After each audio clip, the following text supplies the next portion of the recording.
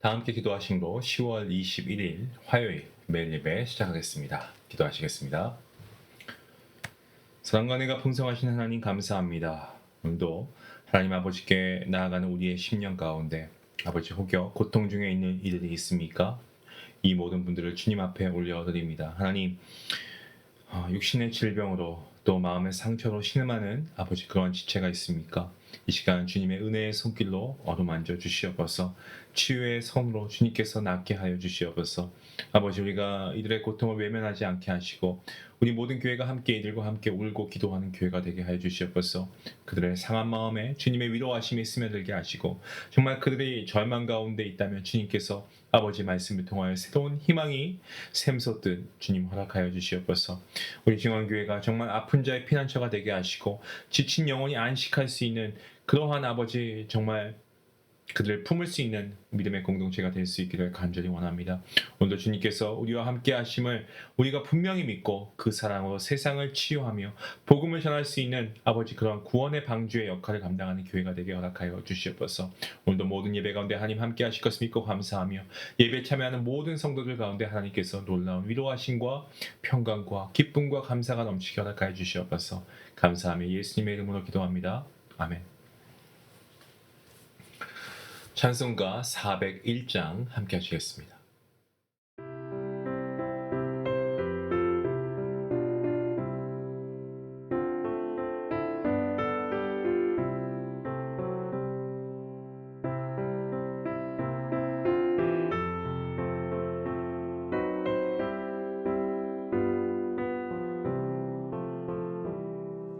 주의 곁에 있을 때 마음이 든든하오니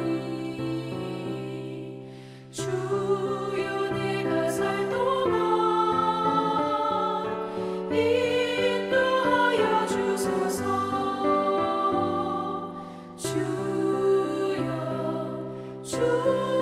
주여 나를 인도하소서. 바른 세상 살 동안 주여 인도하소서. 피난처인 예수여 세상 물결어갈 때 크신 은혜 베푸사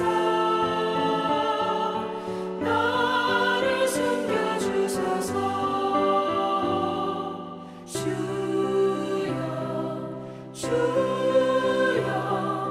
나를 인도하소서.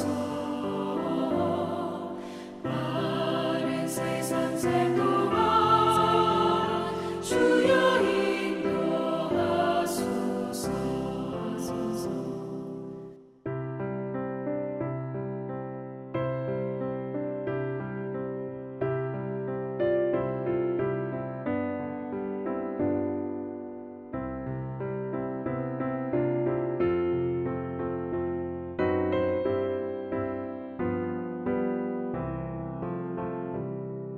세상 풍파 지난 후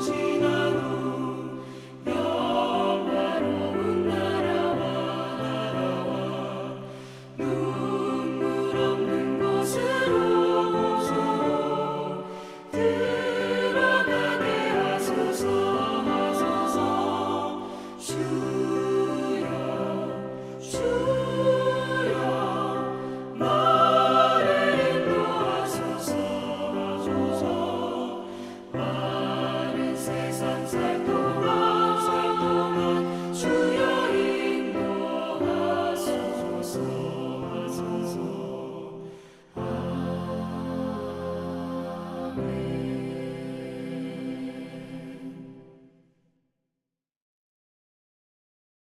오늘 함께 볼 말씀은 스가랴 8장입니다. 1절부터 17절까지의 말씀. 좀 긴 말씀이지만 우리 함께 같이 말씀을 한 목소리로 읽도록 하겠습니다. 만군의 여호와의 말씀이 임하여 이르시되 만군의 여호와가 이같이 말하노라. 내가 시온을 위하여 크게 질투하며 그를 위하여 크게 분노함으로 질투하노라. 여호와가 이같이 말하노라. 내가 시온에 돌아와 예루살렘 가운데에 거하리니 예루살렘은 진리의 성읍이라 일컫겠고 만군의 여호와의 산은 성산이라 일컫게 되리라. 만군의 여호와가 이같이 말하노라. 예루살렘 길거리에 늙은 남자들과 늙은 여자들이 다시 앉을 것이라. 다 나이가 많음으로 저마다 손에 지팡이를 잡을 것이요 그 성읍 거리에 소년과 소녀들이 가득하여 거기에서 뛰노니라. 만군의 여호와가 이같이 말하노라. 이 일이 그날에 남은 백성의 눈에는 기이하려니와 내 눈에야 어찌 기이하겠느냐. 만군의 여호와의 말이니라. 만군의 여호와가 이같이 말하노라. 보라, 내가 내 백성을 해가 뜨는 땅과 해가 지는 땅에서부터 구원하여 냈고 인도하여다가 예루살렘 가운데서 거주하게 하리니 그들은 내 백성이 되고 나는 진리와 공의로 그들의 하나님이 되리라. 만군의 여호와가 이같이 말하노라. 만군의 여호와의 집 곧 성전을 건축하려고 그 지대를 쌓던 날에 있었던 선지자의 입의 말을 이 날에 듣는 너희는 손을 경고히 할지어다. 아멘. 오늘 본문 말씀 스가랴 8장 여기에서는 포로에서 돌아온 예루살렘 사람들에게 주시는 회복의 약속 그리고 성전의 재건을 독려하고 있는 말씀의 내용입니다. 본문 2절 말씀을 보시면 하나님은 질투하신다라고 되어 있습니다. 질투하시는 분. 하나님께서 우리 인간들과 같이 질투하신다고 하니까 약간 당황스럽게 생각하실지 모르겠습니다만은 하나님께서는 어떤 우리 인간이 가지고 있는 특성, 활동, 감정, 이 하나님께서도 그분의 속성 가운데 이런 속성을 가지고 계신다라는 그런 말씀입니다. 그래서 성경에는 하나님은 분노하시는 분이라고도 하고요. 또 하나님께서 후회를 하셨다고 표현하기도 하는데 실제로 그리하셨다는 것은 아닙니다. 이 사람이 반려동물이 알아들을 수 있도록 그 동물의 언어를 우리가 가끔 하지 않습니까? 언어라고 하긴 그렇지만 알아들을 수 있도록 우리가 말하기도 하고 또 행동하기도 하는 것처럼 하나님께서도 우리 인간이 알아들을 수 있는 표현을 하시는 겁니다. 질투라고 하는 것은요, 사실 다른 말로 번역이 가능합니다. 질투는 열심으로 번역할 수 있습니다. 그러니까 하나님께서는 하나님의 백성들에게 질투하신다라고 하는 것은 이 관계의 절대성을 표현하는 겁니다. 한번 예를 들어보자면 부부의 예를 들 수 있을 것 같습니다. 부부의 사랑은 다른 사람에 대해서 배타적이지 않습니까? 쉽게 말씀드리면 만약에 내 배우자가 나 외에 여러 사람도 나와 동일하게 그들을 사랑한다라고 말하고 행동하면 이거는 비정상이죠. 그리고 질투심이 생기는 것이 너무나 당연합니다. 그런데 그런 상황 가운데 그래, 그럴 수도 있지. 당신이 원하는 대로 하고 싶은 대로 해. 이렇게 말한다면 그건 자기의 배우자를 사랑하지 않는 것이죠. 배우자에게 열정이 없는 겁니다. 하나님께서는 이 당신의 백성에게 내가 너희와 영원히 살 것이다라고 말씀하지 않으십니까? 우리가 영원히 함께 하시겠다. 그래서 우리가 함께 하시는 그 동안에 하나님께서 자기 백성이 엉뚱한 죄의 삶을 살아가고 있으면은 질투하시는 것이 당연하지 않습니까? 그리고 하나님께서 뭐라고 하십니까? 너는 내 것이라고 말씀하시잖아요. 하나님께서 이러한 성품을 가지시고 우리한테 질투하신다는 것은 어떻게 보면 하나님께서 우리를 그만큼 열정적으로 사랑하고 계시는구나 라고 우리가 이해하는 것이 맞습니다. 자, 3절 말씀을 보시면 유다 백성들이 죄를 범함으로 인해서 예루살렘을 떠났던 하나님께서 다시 돌아오시겠다고 약속하고 계십니다. 여기에 중요한 두 개의 동사가 있습니다. 그게 뭐냐면 돌아오다 라고 하는 동사와 거하다 라고 하는 그러한 동사입니다.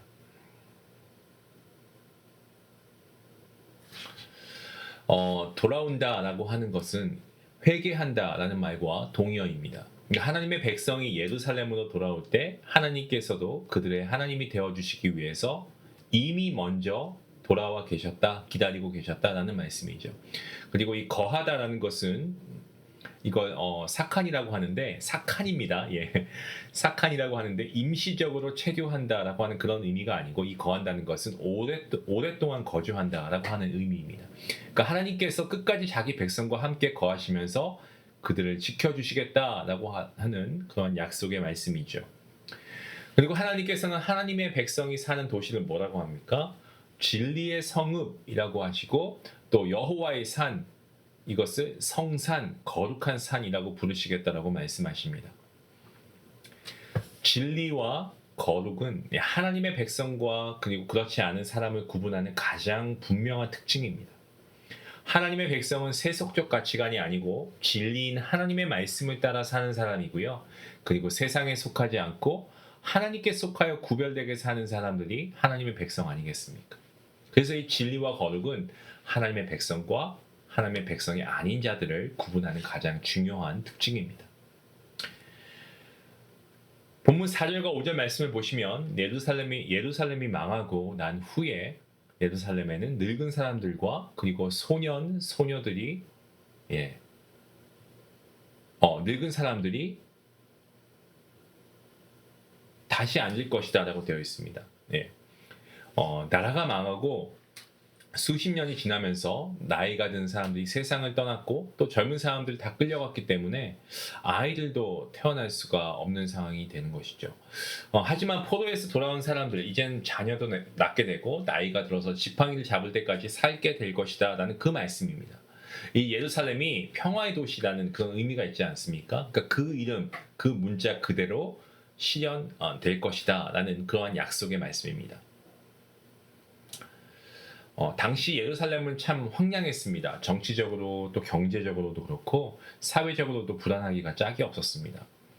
예루살렘 성전이 완공되고 나서 70년이라고 하는 시간이 지난 후에 이 느헤미야가 와서 예루살렘 성벽을 재건했습니다.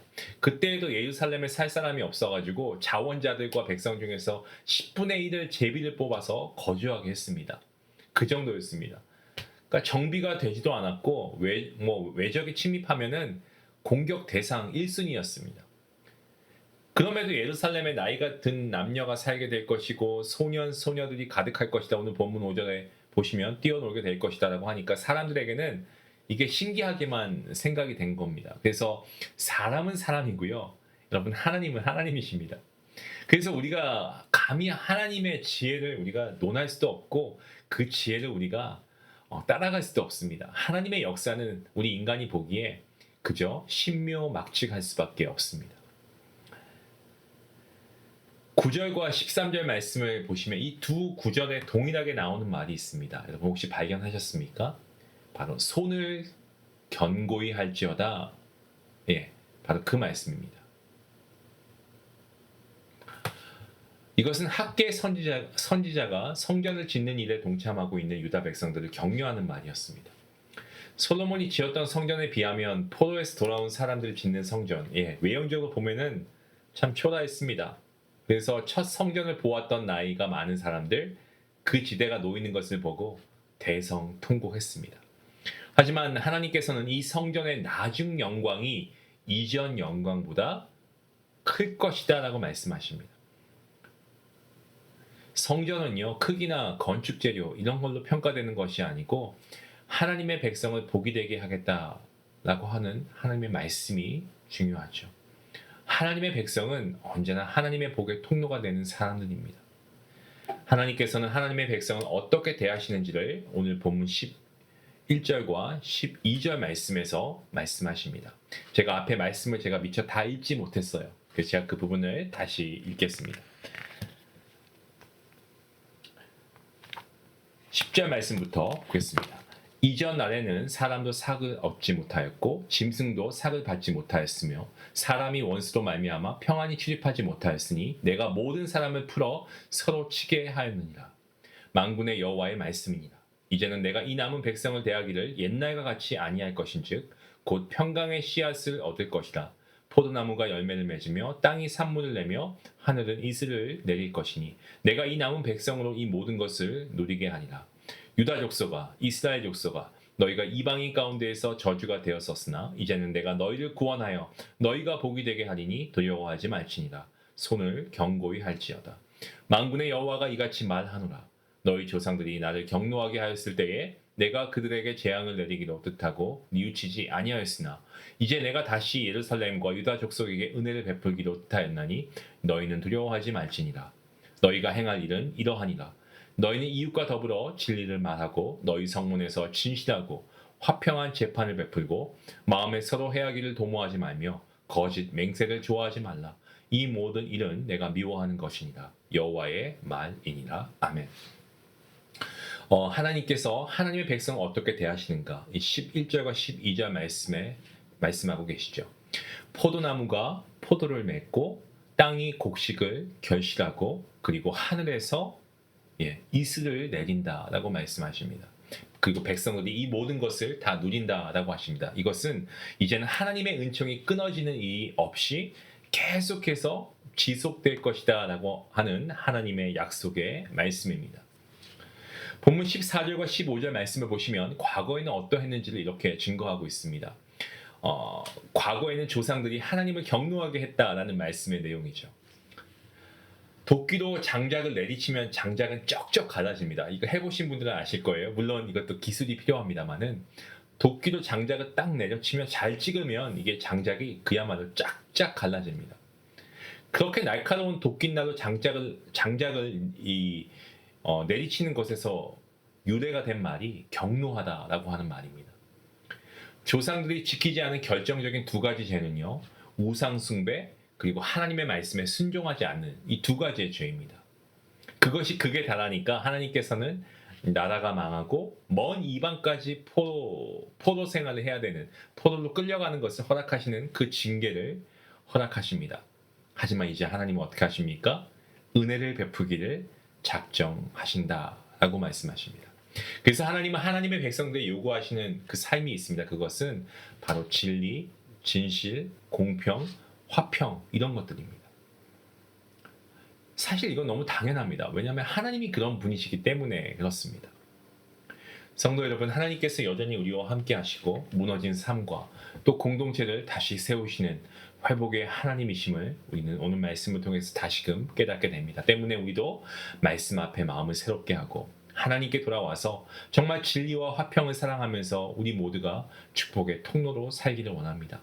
그러한 우리의 삶이 오늘 정말 우리가 하나님의 약속을 믿고 우리가 순종하며 나아갈 때 우리의 삶 가운데 하나님의 이런 놀라운 회복이 우리의 삶 가운데 실제로 일어날 수 있기를 간절히 소망합니다. 기도하시겠습니다.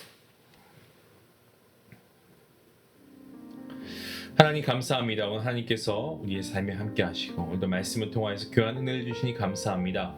하나님, 오늘 스가랴의 말씀을 통하여서 정말 무너진 곳을 다시 세우시는 하나님의 회복해 하시는 약속을 우리가 다시 한번 믿고 나아가게 하시니 감사합니다. 하나님, 우리가 연약하고 낙심될 때에도 하나님께서는 여전히 신실하게 우리 가운데 거하시고 정말 진리의 성읍으로 화평의 공동체로 우리를 세워가심을 우리는 분명히 믿습니다. 하나님, 우리 안에 하나님의 말씀을 따를 수 있는 믿음의 결단을 허락하시고 성령 하나님, 정말 진리를 우리가 더욱더 사랑하게 하시고 거짓을 멀리하게 하시고 화평을 이루는 삶을 살아갈 수 있도록 인도하여 주시옵소서. 우리의 손을 아버지 견고하게 하여 주시고 맡기신 일들 가운데 우리가 흔들리지 않는 믿음을 도와 주시옵소서. 우리 안에서 우리 개인뿐만이 아니라 우리의 가정과 교회, 정말 우리가 정말 세상의 복의 통로가 될 수 있도록 하나님 복 내려 주시옵소서.